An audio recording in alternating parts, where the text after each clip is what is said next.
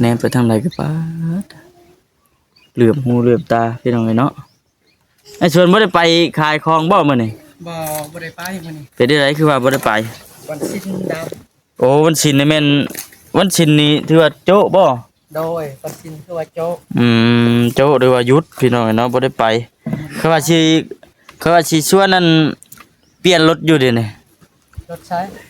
รถข่อยกับรถเจ้านี่ละเปลี่ยนกันบ่รีบปูมื้อเลยนี่จะว่าขี่ประมาณ2ปี3ปีจะว่าสิได้อันเป็นหนี้คืออันในสวนบ่จ๊ะสิลองเป็นหนี้คือไอ้สวนลองเบิ่งก่อนหน้าว่าซั่น ขี่มา1กว่าน่ะลีนปูหมดเลยเห็นบ่มันร้อนเนาะอากาศร้อน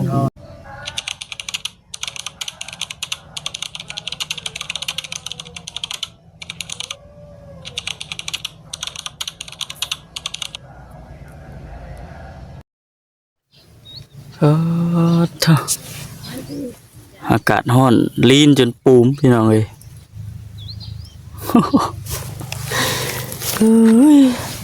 เอาแนมไปยังไงกับผู้แด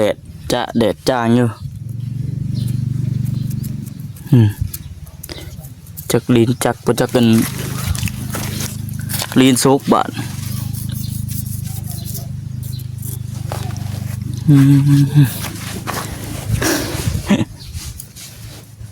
คักแน่เลยอากาศร้อนพี่น้องเนาะรถล่างกับเลนเฮาเลนไกลเลนไกลมันก็แบบจักมันก็ร้อนแน่ลีนจุดปุ่มคือบ่คำว่าแล้วน่ะปุ่มออกน้ำน็อตแนวจักกันออกบนนี้แน่บนเฮาถอกใส่นี่เธอมื้อนี้มาทางนี้พี่น้องเนาะมาทางนั้นบ้านพอลูกหะหรือว่าบ้านไอ้สวนพี่น้องเลยเดินทางมาทางนี้ก็เลยแวะดินน้ำก้อนมาซั่นมันมาคนเดียวพี่น้องเลยเนาะมัน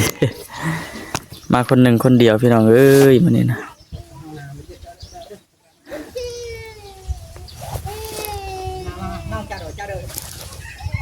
เรากำลังเงินจีนมาเตียงบ่มามื้อนี้นะแสดงว่าเราบ่ได้ไปขายของมื้อนี้หรือว่ามื้อวันศีลเนาะพี่น้องเนาะยันเป็นมื้อวันศีลแต่แม่นเราหยุดหั่นนะแม่นแล้วพี่น้องเอ้ยเนาะมื้อนี้น่ะแม่นมื้อวันศีลเมื่อเช้านี้เห็นเขาเจ้าลงไปใส่บาตรหยาดน้ำอยู่เลยเมื่อเช้านี้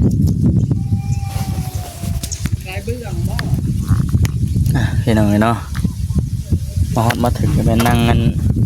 เซาห่มก่อนนั่งอยู่ห่มพักเซามีแห้งก่อน เอาพี่น้องเอ้ยก่อนอื่นก็ทักทายสบายดีเด้อพี่น้องเด้อเนาะทักทายสบายดี FC กันเบิดสุขุสุคนพี่น้องเอ้ยพ่อกับบ่าวคำเส้นเก่าเส้นเคยพี่น้องเอ้ยเนาะมานั่งเซาห่มเซามีแห้งอยู่ที่บ้านที่เฮือน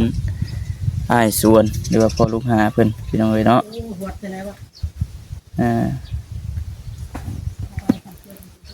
มาตั้งแต่เมื่อนั้นพุ่นแหละพี่น้องเอ้ยเนาะมาตั้งแต่เมื่อนั้นกับบ่คำกับบ่ได้ว่ามาเลยมื้อนี้ก็ผ่านมาทางนี้ก็เลยว่าซั่นแวะโอลมแวะดินแวะยามเบิ่งหั่นแหละพี่น้องเอ้ยเนาะแล้วก็จนนี้ก็มันสิคอยเลาะเมื่อเป็นจังไดก็ติดตามเบิ่งนํกันพี่น้องเอ้ยเนาะมาคนเดียวคือทางทีมงานก็เพิ่นขึ้นไปทางเซโปนพี่น้องเอ้ยเนาะแต่ว่าทางบ่คำบ่ได้ขึ้นนำก็เลยโจก่อนโอกาสหน้าโอกาสในจังว่ากันอีกเทื่อนึง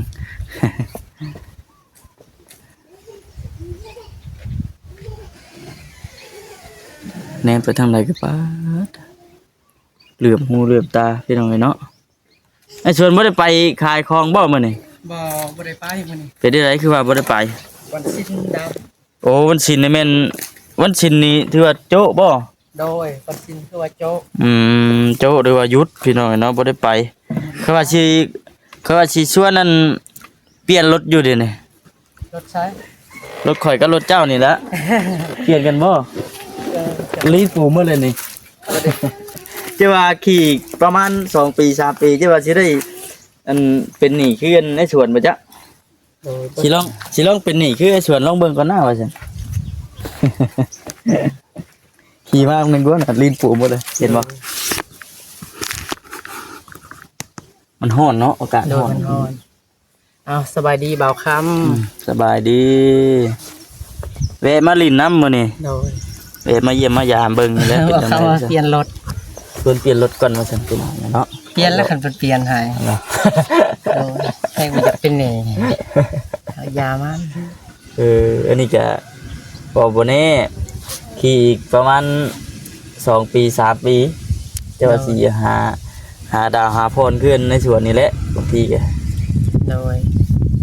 อันนี้ก็โอ้กันได้สำเนียงของเองสุดๆนี่ก็เฮิงได้ ว่า โดยขี่ผู้เดียวนี่ โอ้หลายปีเลยในสวนได้นี่ก็ โดย หลายปีแล้วมัน8 ปี 9 ปีแล้วจ้ะ 9 ปีแล้วเนาะ มีแต่ตัวใดมันเพเขาก็เปลี่ยนไปเท่าเล็กเท่าน้อย บางอย่างก็เปลี่ยนจนบ่ทันพุ่นแหละ โดยมันก็บ่เพ่ปานใดเฮาก็คอยขี่ไปเนาะ เปลี่ยนมันขึ้นอยู่กับคนเปลี่ยน ขึ้นกับคนเรียนนั่นแหละ มาคนเดียวพี่น้องเนาะมื้อนี้ก็ได้ทาง เดี๋ยว ทีมงานเพิ่นขึ้นทางเหนือเบิดขึ้นอันเซโปน โดย บ่ได้ขึ้นนำกับเจ้าก็เลยอัน มาผู้เดียว มาผู้เดียว โดย แวะมาดินนี้ก่อน มื้อนี้ก็พอดีเบาส่วนบ่ได้ไปวันศีล อืม ศีลดับว่าเดือน3เดือน4แล้ว โอ้ บ่ได้ไปมื้ออื่นสิได้ไป มื้อนี่แม่นไป โดย คือเดือนนี้น่ะหยุดจักเทื่อแล้วซะเดือนวันชินหยุดจักเทื่อแล้ว 3เทื่อ 3เทื่อแล้วบ่ เนาะ จะหยุดนะฮะก็ได้3เทื่อแล้ว 3เทื่อ4เทื่อ เออ 3 4เทื่อนี่แหละหยุด เพราะว่าทุก เพราะว่าส่วนหยุด ทุกวันศีลทุกวันศีลนี่แม่นเราต้องได้หยุดนะพี่น้องเนาะ โดยสิมาเปลี่ยนอีหลีบ่นี่เบาข้าม บ่หยอกซื่อๆ บ่หย เนาะ อก โดยเอาส่วน เรายัง ไป ยังกังวลอยู่เนาะ โดย บ่หยอก แวะพักรถนี่แหละแวะอันสะเมื่อยน้ โดย ำแวะลิ้นน้ กินน้ำกินในก่อนก็ ำ ได้ เป็นหยังบ่เป็นหยังมีอยู่ให้มาอยู่ น้ำกินใน พอดีว่าอ่าจะมาถามทางวานงเพิ่นเลยมาชวนทางวานงเพิ่นเพราะว่ามื้อนั้นก็ได้ยินนั่นทางว่าสวนเพิ่นว่าพุ่นไปนั่งห่มบ่ครับป่ะ ไป นี่นะมานั่งพี่ก็ได้นี่พุ่นบ่ นี่ก็ได้ผมมีตะกี้มือที่ บ่เป็นหยังดอก อ่าว่ามื้อนั้นคือว่าไผอันบอกเจ้ามันนะจะไปเลาะขายมันนะเพิ่นว่าแนวไหนก็คือว่าให้ไปถ่ายคลิปเพิ่นบ่ ไป ครอบครัวได้นั่น เพิ่น ในบ้านนี่บ่อันนั้น คนบ้านกำลังใต้ฮะ มันกำลังใต้ โดย อยากไปเบิ่งนะพี่น้องเนาะ เพิ่นจะบ่มีบ่อนอยู่เพิ่นแบบเฮาไปขายเครื่องแล้วก็เพิ่นบอกให้บ่ส่วนบอกเฮาก็บ่มีบ่อนอยู่อยากเข้าบ้านคือกัน อืม นะครับเฮาอะจังหวะนั่นแหละสิบอกให้อยู่ดอกบ่ส่วนก็เว้านำก็บ่ได้หลายดอกเว้านำนั่นนึง เพราะว่าเราก็ไปหาเลาะขายเครื่องเนาะ โดย เช่นว่าไปเบิ่งเช่นว่าไปเบิ่งไปเห็นแล้วก็คือว่าน่ะพี่น้องเนาะก็เป็นหูเป็นตาให้กับทาง FC ทางพ่อแม่พี่น้องเบิ่งนํกันหั่นนะเช่นว่าได้ไป เบานงแล้วสิฮู้ดอกเพื่อน บ้านน้องนี่คือสิฮู้อยู่คือทางบ้านน้องเพิ่นก็ฮู้จักอยู่ดอกเนาะเบิ่งเนาะ โดย เป็นจังไดเอ้าสำหรับเจ้าเห็นครอบครัวเพิ่น เฮาก็จังว่าเฮาก็บอกเพิ่นซื่อๆนี่แหละ แบบว่าเฮาก็บ่ได้อันนั้นปานใดติ โดยเฮาก็เพิ่นซอยเฮาก็บอกว่าผู้หลักผู้ใหญ่เพิ่นซอยเฮาก็ทุกข์จนนี่แหละ และกัน บ่าวส่วนก็ยังบ่ทันใดๆโทรศัพท์ว่าสิไปซื้อเครื่องซื้อไข่มดแดงสิติดต่อกับพ่อค้าหันก็เดือนนี้ก็สิได้ทองรถแล้ววันที่20นี่ เดือนนี้นะมันสิเท่ารถบัด โดยมื้อนี้ก็วันที่16มื้อนี้ เออ วันที่เช้าสิได้ไปถอกรถให้เพิ่น บุกบืนบัด โดยบกเบินอยากให้เพิ่นเบิ่งแย่งพอได้โทรศัพท์ยังไงพอได้สื่อสาร อยากให้ทางผู้รักผู้ใหญ่เพิ่นช่วยในโทรศัพท์บัดนี่ โดย จังไดเฮาก็ได้มีแต่ว่าสู่ชนไปก่อนนี่แหละเห็นว่าเพิ่นช่วยก็คือช่วย โดย นั่นแหละมีแต่ว่าเฮาก็บุกบืนไปนำหลักๆเลยก็พึ่งพาตัวเองพร้อม โดยอันนี้ขอบคุณหลายๆบ่าว แม่ คำบ่าวจิตที่ซอยข้าวสารกับขนมไว คือมื้อนั้นน่ะ ๆมีหยังในก็ทางนั้นผู้ใหญ่เพิ่นช่วยมื้อน่ะ มีมีเล็กตะซอยน้ำแน่แล้วก็มีข้าวสารน้ำแน่กินข้าวสารเพิ่นนั่นแหละ โอ้ พอส่วนก็บ่ได้ซื้อข้าวพอได้เก็บไว้เงิน พอได้ตุนไว้เด้เนาะ โดย อืม เดือนต่อไปนี่บ่ส่วนก็ยังบ่ฮู้ว่า มันสิหาเดิน สิเฮ็ดจังไดดี หรือบ่เดินขายเครื่องก็รถก็หลายขายก็ดี เป็นจังได ผู้ใดก็ไปนำขายแล้วผู้ใดก็ได้ผู้ใดก็ดาวน์รถเนาะเพิ่นเปิดดาวหักก็บ่ส่วนสิบ่ท้อถอยบ่ส่วนก็สิหาตลอดสิไปตลอด บุก สิได้อดทนพยายามไปฮอด3 ปีพุ่นแหละ ยังเวลาหลายปีอยู่เด้ชวนเด้ โดย เพิ่นยัง คัน ให้ ว่า เวลา บ่คำมาเปลี่ยนรถให้เด้อบ่ได้เป็นหนี้เกี่ยวสาธุ แล้ว พัฒนาครอบครัวก็ไว้แล้ว ชวนเปลี่ยนรถเด้ โอ้ยเพิ่นเว้ายอกซื่อๆขอโทษขออภัย แม่พี่น้องเนาะโอ้เวะมาดินเวะอันมาพักรถก่อนว่าซั่นมันร้อนแดดมันกำลังจ้าพี่น้องเนาะสิเข้าช่วงอันตอนบ่ายตอนเที่ยงครับยามนี้หากินหยังก็ในสวนเพิ่งช่วงแดดไปนี่กบได้เขียด ยามนี่ได้ โดยได้กบได้เขียดพอได้กิน มันเริ่มเลยได้พี่น้องเนาะเริ่มเข้าสู่ฤดูแล้งเต็มที่เลยบัดใบไม้ก็กำลังหล่นกำนำก็มีเนาะ โดยแดดฮ้อน แดดร้อนจนก็มีและเสียงจักจั่น ช่วงบ่คำมาช่วงนั้นน่ะพอดีช่วงนั้นจักจั่นห้องนี่ไปจักช่วงไอ้สวนเราอยู่เพื่อนเก่าตะกี้ช่วงกำลังเดือน4เดือน3เดือน4เดือน5นี่แหละ แต่ก่อนๆเนาะ ตะกี้พุ่นแหละ อันนี้ก็บ่ส่วนก็พักพรมื้อนี้สิไปต่อไปอันนี้ก็ประมาณพุ่นละเฮิงพุ่นละจะได้พักพอได้ให้มีเงินติดถงเป็นก่อน พอได้เงินเก็บแน่แล้วก็เงินจุนเจือในครอบครัวนั่นแหละ โดย ง่ายๆก็พอมีเงินให้ทงให้ไทยเนาะ โดย บุกไปพี่น้องเนาะบืนไปเพื่อความมันอยู่รอดว่าซั่นซะ โดยเพื่อความอยู่รอด พอได้กินไปคู่มื้อนี่แหละกินซื้อข้าวซื้อน้ำบางเทื่อก็บ่ได้ซื้อเพิ่นซอยอยากให้เพิ่นซอยบางส่วนก็ยังทุกข์จนยังขาดเคินแห้งกับข้าวกับน้ำนี่แหละ เลือกเขานี่บ่ โดยตัวนี้ก็คือบางส่วนก็คือเห็นนั่นแหละข้าวน้ำก็ได้ได้กินน้ำเพิ่นบางเทื่อก็ได้ซื้อน้ำแน่ บุกไปน้ำเลยครับคือทางบ่คำว่าหั่นแหละ โดย เพิ่งพาตัวเองน้ำพร้อมเพิ่งพาเจ้าของน้ำและให้หลายที่สุด โดย พอบุกบืนได้ก็บุกบืนไป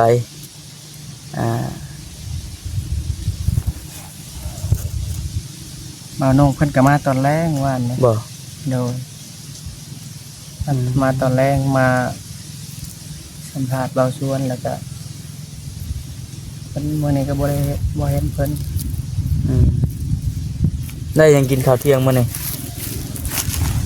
ได้แกงขี้เหล็กกับกระดูกแกงขี้เหล็กกับกระดูกงัว เนาะเนี่ยแซ่บอยู่ได้เจ้าเนาะแกงขี้เหล็ก โดยแซ่บอยู่ อยู่ไกลป่าสิมันมีกบขี้เหล็กหลายดอกเนาะท่านนี่ โด เนาะ ยยังบ่ทันได้กินข้าวเที่ยง ถ้าก็อนามัยรถแล้วก็แปรงกระตา อนามัยลดแล้ว โดย แบบใด ล้างรถแล้วครับก็เข้า แต่งกระตาใส่ของนั้น โดย เอ่อเขตทั้งนี้ได้ไปบ่ทางนี้จ้ะไปได้เนาะทางนี้เนาะ ไปทั่ว ทาง เบิด เนาะ ทางฝนไปทั่วเบิด โป่งอ้อมมาเลย โดย อืม 7-8 บาทพุ่นแหละมื้อหนึง ปอดโถของบ่เบิดก็แม่นบ่ได้กลับ โดยคันบ่หานเข้าไปหาคนก็บ่ได้ขายหั่น เอ แหละ อ คือว่าบ่อนคนหลายก็แห้งขาวไป เป็นนั่นบนคนหลายบัดอายแฮงบ่ได้ขายใช่มั้ยติ โดย แห้งขาวไปบ่อนคนหลายบ่อนเพิ่นซื้อบ่อนเพิ่นบ่ซื้อคือเฮานั่นแหละคันบ่มีเงินก็บ่ได้ซื้อเนาะ แบบนั้นแหละหมดติเลยเนาะไปคืนเฮาไปหาอยู่หากินนี่แหละมื้อใดได้ก็ห่วยมื้อนั้นหมาน โดยมื้อมานก็ได้มื้อบ่มานก็บ่มาน เคยอยู่บ่ว่าครับไปขายอันของบ่เบิดตั้งแต่เฮ็ดมานี่เคยอยู่บ่ บ่ เบิดตลอดบ่ บ่เคยบ่เทื่อบ่เบิดก็มักพริกก็ถุงหนึงสองถุงเฮาเอามาได้ มันก็เหลือบ่หลายสินะเนาะ โดยเอามาได้ก็มื้ออื่นก็เอาไปขายได้มักเป็ดนะคือว่ามันบ่บูดมันบ่ทันหนาวเนาะ แม่นแต่ว่าจะพวกเครื่องเป็นข้าวต้มขนมแบบเจอจังได๋ล่ะแนวอยู่ในกินแบบมันเพิ่นใส่ถุงอะนะแฮะ โดย เพิ่นว่า มันสิบูด มัน ก็ สิบูดได้ตัวนี้ ประมาณ3ถุง2ถุงก็บ่ส่วนก็ให้เขาเซ็ตแล้วแหละ แล้วก็มา 2-3 มื้อมาน้ำลังก็มาเก็บเอาน้ำเพิ่น ต้องเฮ็ดไปนั่นเลยเนาะ โดยหมดทั้งเลาะเลยเด้อแต่ผู้หญิงเส้นเขาเพิ่นเขาก็ให้ ต้องสูงต้องชนไป โดยบ่ส่วนก็ต้องสู้ต้องสนไปแม่บ่กินก็โคตรผักโคตรมักทั่วในนี้แหละ แต่เฮ็ดเวียกอยู่เฮือนนี่ได้ติ โดย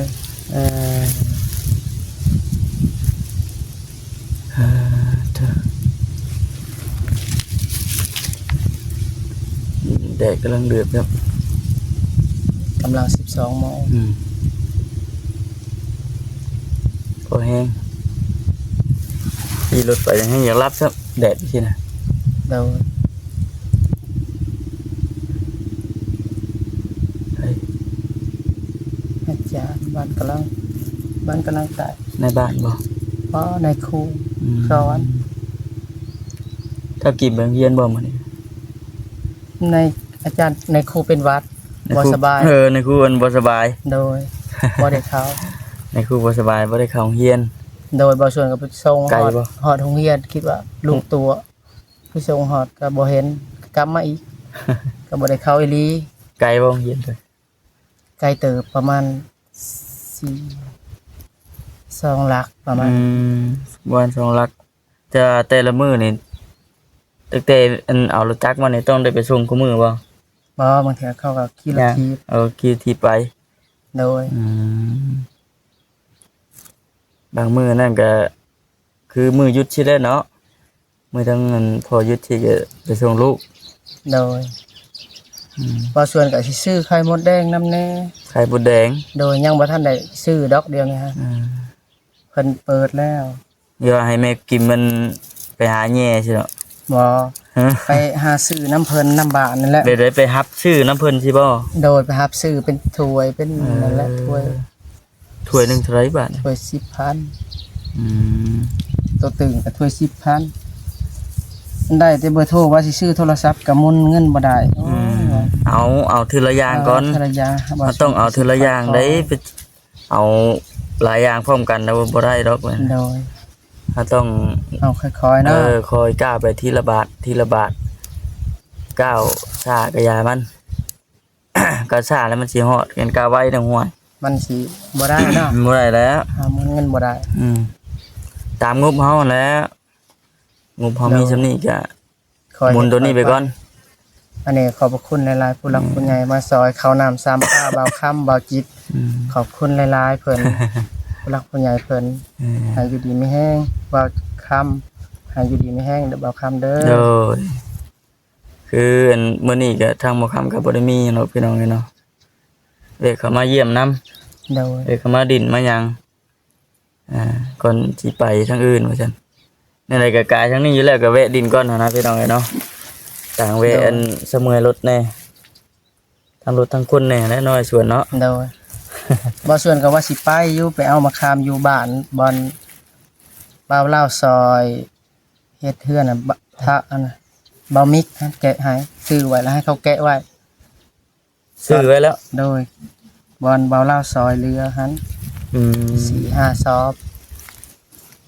พอดีบ่าวค่ำมาแล้วก็ได้ผู้ลมน้ำเพิ่นก่อนตอนแรกพุ่นแหละ แสดงว่ายังเงินหลายแนวอยู่ซะเนาะอันแนวธุรกิจเพิ่นนี่ก็ได้ซื้อมะขามแน่ โดย หลายอย่างหมุนกัน โดย เก็บเล็กผสมหน่อยคือว่าของได้น้อยส่วนเนาะ โดยพอได้น้ำมันลด พอได้ ซื้อมะขามก็ได้น้ำมันลดแล้วก็เงินขายตลาดก็พอได้เก็บ น้ำเก็บหาเก็บ10นั่นแหละ ใครก็อยู่ซื้อแล้ววะ โดย ใครก็อยู่ละล่าเนาะ โดยใครกว่าอยู่ละลาแต่เก่าก็อยู่ละลา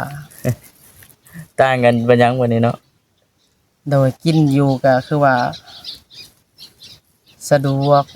เขาวนำสามปลาของกินก็บางเทื่อก็บ่ได้หาบางเทื่อก็ซื้อบางเทื่อก็เอาของกินมาแต่ตลาดนั่นแหละ ต่างกันเห็นว่าเขาเห็ดไปน้ำกระหู้ไปน้ บางส่วนก็คอยเซียนไปทีละน้อยทีละน้อย ำเลนไว้เลยเพิ่นว่ามันสิล่มเนี่ยเลนไว้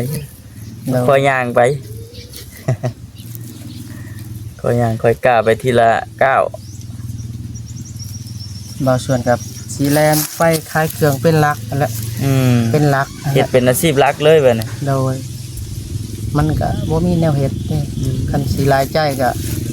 สิบ่ได้รถบางส่วนในใจทรงอยากได้รถ อันนั้นก็แม่นแน่เนาะ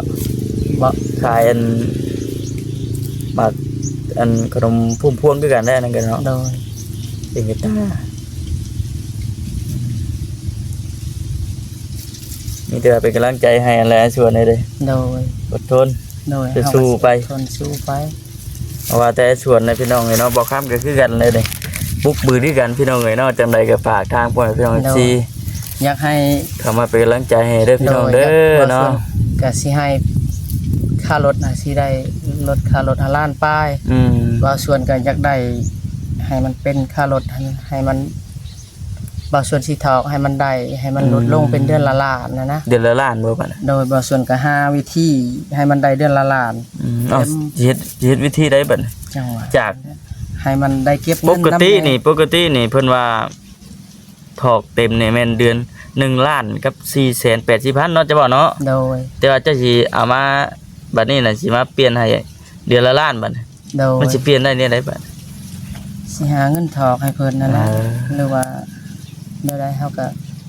หรือว่าเฮาไปถอกก่อนถ้าเฮาได้เงินคันบ่ส่วนได้เงินน่ะนะ แปลว่าเฮาได้เงินเลยก็ไปถอกเพิ่นก่อนเนาะ พิ่นละโดย อืม ไปถอกก่อนบางเทื่อก็เพิ่นพรให้ ลดให้ โดย เฮาเฮ็ดเวียกคู่มืออยู่เด้ โดยอันนี้ก็ยังบ่ทันได้ฮอดเดือนเฮาก็บ่ว่าดอก แม่น เฮาจะได้เดือนวันที่20สิฮอดนี่แหละ